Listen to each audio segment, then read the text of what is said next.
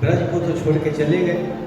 शारीरिक रूप से वैसे तो प्रभु ब्रज को कभी छोड़ ही नहीं सकते हैं, लेकिन एक लोक दृष्टि से भगवान ने ब्रज की कथा, जैसे मैंने प्रार्थना काल में निवेदन किया था कि सत्यनारायण की कथा हम लोगों ने श्रवण नहीं किया। हमने क्या किया?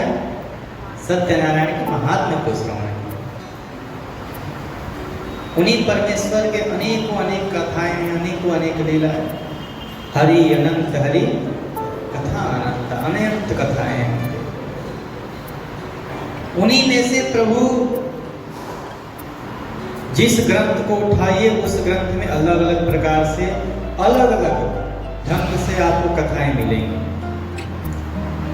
कभी वही परमात्मा मोहिनी बन करके लीला करते हैं, तो वहीं पर कभी कच्छप बन जाते हैं, कभी मत्स्य बन जाते हैं, कभी कूर्म बन जाते हैं, कभी नरसिंह बन जाते हैं, कभी राम तो कभी कृष्ण बन जाते हैं। और आपसे निवेदन करें कि भगवान ऐसे ही अवतार नहीं लेते कि मन चाहा अवतार ले लिया। ये इसी पृथ्वी लोक के भक्तों के पुकार के कारण अवतार लेते हैं। विप्र धेनु सुर संत हित लीन मनुज अवतार। भगवान इनके हित के लिए अवतार लेते हैं। यदा यदा हि धर्मस्य ग्लानिर्भवति भारत अभ्युत्थानमधर्मस्य तदात्मानं सृजामि। भगवान इसलिए इस धराधाम पे आते हैं। भगवान को भक्त लोग अपने प्रेम से, अपने भक्ति से बांध करके और बुला लेते हैं, उतार देते हैं नीचे। कितने बड़े भक्त होंगे और उनके हृदय में कितनी भक्ति होगी जो भगवान को भी मजबूर कर देता है, विवश कर देता है कि तुम आओ। एक ऐसा ही प्रसंग आता है कि रघुनाथ जी माता कौशल्या से कहते हैं एक दिन कि मुझे चंद्रमा चाहिए, मुझे चांद चाहिए। मैया कहती हैं कि मेरे बस की थोड़ी है कि मैं चांद उतार के दे दूं। अरे चांद कहाँ उतना ऊपर, मैं कहाँ यहाँ, मेरे बस के बात नहीं।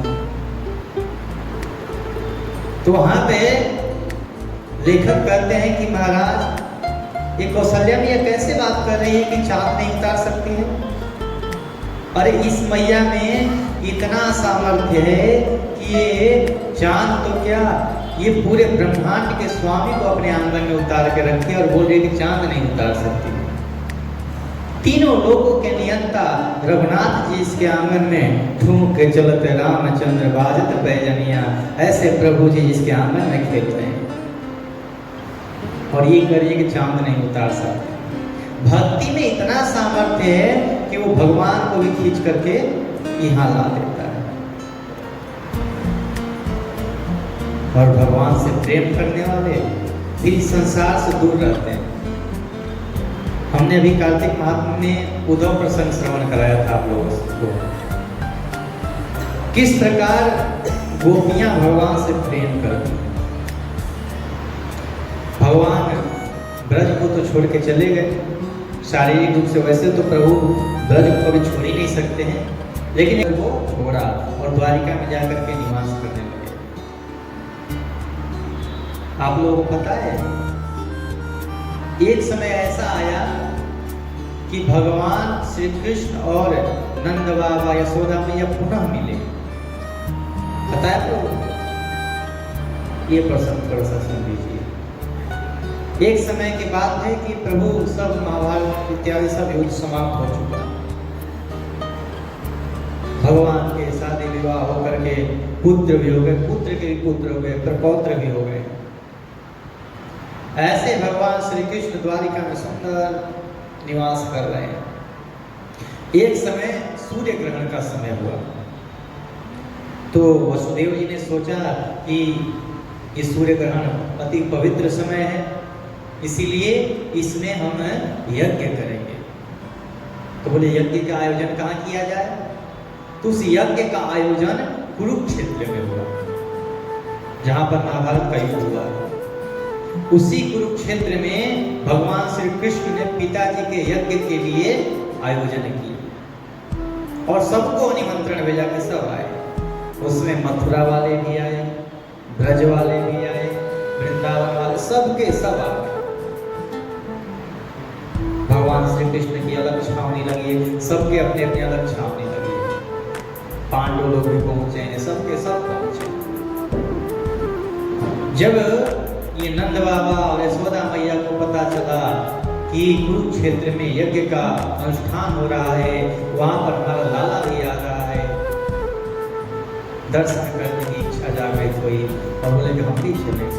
अब नंद बाबा और यशोदा मैया वृद्धावस्था को प्राप्त कर चुके हैं, अब शरीर काम नहीं कर रहा। नंद बाबा ने बताया कि यशोदा अपना लाला भी आ रहा है कुरुक्षेत्र में, चलो कम से कम वहां तो दर्शन कर लेंगे और निमंत्रण तो आया ही है हमारे पास। नंद बाबा यशोदा मैया को लेकर के और कुरुक्षेत्र को प्रस्थान की। सारे ब्रजवासी गए हैं अपना अपना वाहन लेकर के। अब जब वहां कुरुक्षेत्र में पहुंचे तो देखते हैं बहुत भयंकर विशाल ऐसे पंडाल लगे हुए हैं और जहां पर द्वारिकाधीश तीनों लोगों का स्वामी है, वहां पर लोगों की कमी थोड़ी होगी। एक कुंभ मेला में कितना भीड़ होता है, ऐसा मान लो कि जहाँ चारों कुंभ मेला एक ही साथ हो जाए वो उतना भीड़ हुआ है। और उस मेला में, उस अनुष्ठान में भगवान श्री कृष्ण स्वयं आए हैं। तो बड़े बड़े तपस्वी योगी जमा करके और भगवान को प्रणाम कर रहे हैं। और आप लोगों को विदित है कि सूर्य ग्रहण में भगवान का स्मरण करना चाहिए, चिंतन करना चाहिए, नाम जप करना चाहिए। और भगवान जब स्वयं आए हैं तो भगवान का पूजन हो रहा है, खूब तुलसी पत्र से पूजन हो रहा है, पंचामृत से खूब स्नान हो रहा है भगवान का, ऐसे ही षोडशोपचार से पूजन कर रहे हैं ऋषिगण। वेद स्वयं आकर के भगवान की स्तुति कर रहे हैं। वहीं पर नंद बाबा और यशोदा मैया पहुंचे, बोले कि वाह लाला, ये तेरा ऐश्वर्य है इतना। सबसे पूछते हैं कि हमारा कन्हैया कहाँ है, कन्हैया कहाँ है। अब वहां पर कन्हैया कोई जाने, अब उनका नाम कन्हैया थोड़ी है, अब वो द्वारिकाधीश है, चंद्रवंश के महाराज हो गए हैं द्वारिकाधीश।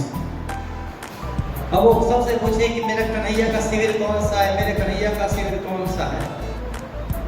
सब बोले कन्हैया, यहाँ तो कोई कन्हैया नहीं है। अरे वही कन्हैया जो अभी द्वारिका में रहता है, जो द्वारिका का मालिक बना पड़ा है, वो मेरा लाला।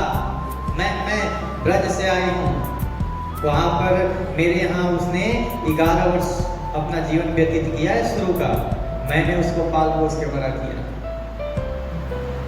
जब भगवान के सैनिक ये सुने कि ये यशोदा मैया है, उनके चरणों में गिर गए कि धन्य हो मैया, हम आपके दर्शन के लिए लगाए थे, हम ये विचार ही करते रहते थे कि आपका दर्शन कब होगा। अरे वो मैया जानते हुए कि ये मेरा लाला है, ये मेरा लाला है, और उसको भेज दिया, जबकि उनको पता नहीं था कि ये वसुदेव और देवकी का पुत्र है। उनको तो यही था कि मेरा पुत्र है। वो तो मथुरा जब गए तब पता चला कि ये वसुदेव और देवकी का पुत्र है। आपने हमारे द्वारिकाधीश को पाला है, पोषा है। अरे भैया, अब उनका नाम कन्हैया नहीं रहा, अब तो द्वारिकाधीश हैं, वासुदेव कहे जाते हैं। बोले कि हाँ हाँ, वही तुम्हारा वासुदेव, वो मेरा लाला है, एक बार उसका दर्शन करा दो। बोले मैया देखो, इतने सारे भीड़ लगे हुए हैं, कहाँ दर्शन करने जाओगे, और आपकी अवस्था ऐसी ही है। बोले कि ठीक है, ऐसा कर दो, कोई ऐसा उपाय बता दो कि मैं दूर से केवल देख लूं एक बार लाला को। बहुत दिन हो गए हैं, अब तो आंख की ज्योति भी चली गई है कि मैं उसको देखूं। एक बार केवल दर्शन करा दो, मैं चली जाऊंगी, मैं यहाँ रुकूंगी नहीं। नंद बाबा भी हाथ जोड़कर प्रार्थना करते हैं कि भैया एक बार इसको दर्शन करा दो, बहुत व्याकुल है, 100 वर्ष होने को आ गए हैं, इसने भी दर्शन नहीं किया अपने लाला का। और जिसने पूरा जीवन दे करके केवल उन्हीं कृष्ण के वियोग में बिता दिया। आज भी यशोदा मैया के आंखों से अश्रुधारा रुकते नहीं है। जैसे गोविंद की याद आती है, मैया यशोदा के आंखों से अश्रुधारा प्रवाहित होने लगते हैं। उन्होंने कहा कि ठीक है, हम अभी कुछ उपाय करते हैं। सैनिक जब अंदर शिविर में गया जहाँ भगवान का शिविर बना हुआ था, देख रहा पूरे लंबे कतार लगे हैं ऋषि मुनियों के, सब लाइन से अपने हाथ में कोई जलपात्र, कोई पुष्प, कोई चंदन, कोई इत्र, सब ले लेकर तैयार हैं कि भगवान का पूजन करें। और वहां पर भगवान का फुल शुद्ध से भगवान का अभिषेक चल रहा है। तो सैनिक देखा कि इतने लंबे भीड़ में वो यशोदा मैया और नंद बाबा आएंगे कैसे। सैनिक किसी प्रकार करते करते पहुंचा भगवान श्री कृष्ण के पास और कान में जाकर बोलता है कि प्रभु बाहर कोई आया है। बोले कौन आया है? आने के तो इतने सारे आए हैं। गोविंद को तो सब पता है पर जानना चाहते हैं कौन आया है। सैनिक कहता है कि आपके ब्रज से जिन्होंने आपको 11 वर्ष 12 वर्ष तक ब्रज में पाला पोषा, आपको अपना पुत्र का स्नेह दिया, वही नंद बाबा और यशोदा मैया आई हैं आपसे मिलने के लिए। गोविंद ने जब सुना यशोदा मैया आई हैं, ने कहा कि तुमने उन्हें रोका कि उनको लेके क्यों नहीं आए यहाँ पे। तो बोलता है कि मैं लेके तो आ रहा था, पर वो बोले कि शायद कहीं वो भूल गया हो, हमें याद न कर रहा हो, क्योंकि बहुत कठोर है ना। 100 वर्षों में तो उसको याद नहीं आई, तो शायद अब ना याद आऊं और जाऊंगी कहीं वहां पे तो मुंह फेर ले। देखो यदि यहाँ हूं और वो मना कर दे कि नहीं मिलना है तो उतना दिक्कत नहीं होगा, उतनी तकलीफ नहीं होगी, चली जाऊंगी यहाँ से। पर तो जब सामने गई उसके और वो कहीं मुंह फेर लिया तो, पहचाने से इनकार कर दिया तो उस समय तो मैं अपने आप को नहीं संभाल पाऊंगी। गोविंद बिहुबल हो गए महाराज। जहाँ सारे ऋषिगण उनका अभिषेक पूजन कर रहे हैं, वहां गोविंद की आंखों से अश्रुधारा प्रवाहित होने लगी। गोविंद कहते कि मैया ऐसी सोच रही है कि मैं उनको देख करके और इनकार कर दूंगा कि मैं पहचानता नहीं उनको। ऐसा कभी नहीं होगा। और गोविंद सारा पूजन पाठ छोड़ करके और दौड़ गए मैया से मिलने के लिए। और जैसे देखे शिविर के दरवाजे पर मैया यशोदा मैया का वृद्धावस्था है, बिल्कुल अस्थियां केवल शरीर की दिखाई दे रही हैं। नंद बाबा बैठे हुए हैं। उनको देख करके गोविंद तुरंत साष्टांग प्रणाम किए। ये देख करके वहां के ऋषिगण जो भगवान का पूजन करने के लिए आए थे, सब आश्चर्यचकित रहे कि हम जिनका पूजन कर रहे हैं वह किसी को प्रणाम कर रहा है। आखिर कौन ऐसा आ गया जो तीनों लोगों का स्वामी साष्टांग प्रणाम कर रहा है। और गोविंद दौड़ के गए हैं और यशोदा मैया से निपट गए हैं। गोविंद अभी का स्वरूप गोविंद का देखा जाए तो कोई बड़े नहीं है, केवल 16 वर्ष के दिखाई दे रहे हैं। और उम्र कितने हो गई है? 120 वर्ष और 16 वर्ष के दिखाई देते हैं। ऐसे हैं गोविंद। ऐसा माना जाता है कि गोविंद 16 वर्ष से बड़े कभी हुए ही नहीं। यशोदा मैया के गोद में जाकर लिपट गए हैं महाराज। यशोदा मैया देखी कि ये मेरा लाला है। मैया तुरंत अपने गोद में बैठा लिया और वहीं पर जो तीनों लोगों का स्वामी है वो भूमि पर मैया के गोद में पड़ा हुआ है। एक ऐसे ही पड़ा हुआ है जैसे एक छोटा सा बालक गोद में पड़ा रहता है। मैया खूब स्नेह कर रही है, खूब प्रेम लुटा रही हैं, अपने हाथों को गोविंद के सर पे सहला रही हैं। गोविंद से कहती है लाला कहीं तो भूल तो नहीं गया मेरे को। कन्हैया कहते मैया अभी तो कुछ मत बोल, केवल जैसे है वैसे बैठे रह, मेरे को इसी में आनंद है। कितने दिनों बाद तो तू आई है मिलने के लिए मुझसे। अरे आ जाती, पहले भी तो आ सकती थी। यशोदा मैया कहती है लाला कैसे बात करता है? अरे तू इतना जवान है, इतना हट्टा कट्टा, तुझे आना चाहिए था, तू मेरे को ही बुला रहा है। और तू तो परसों को कह के गया था, तेरे तो परसों भी हुए ही नहीं। हम तो तेरे इंतजार में बैठे थे कि तू आएगा, हमसे प्रेम करेगा, लेकिन तू तो नहीं आया, तू बिल्कुल निर्दयी है। कन्हैया कहते हैं नहीं भैया इतने ये संसार के इतने सारे कार्य पड़ गए हैं कि समय नहीं मिलता आने जाने को कहीं। ये देखो ना कितनी भीड़ है, देखो। मैया गदगद हो गई। मैया ने कहा कि अच्छा लाला ये बता कि अभी शादी विवाह किया कि नहीं किया? कन्हैया कहते हैं किया ना। और धीरे धीरे अपने सारी पत्नियों को बुलाए हैं, सबसे मिलवाए हैं। अभी सारी पत्नियों से मिल ही रही थी यशोदा मैया कि वहां पर एक हृष्ट पुष्ट ऐसे बलशाली मैया ने देखा ये तो भगवान बिल्कुल मेरे कन्हैया के जैसा ही लग रहा है। आकर के प्रणाम किए यशोदा मैया को। माता यशोदा बोलती ये कौन है?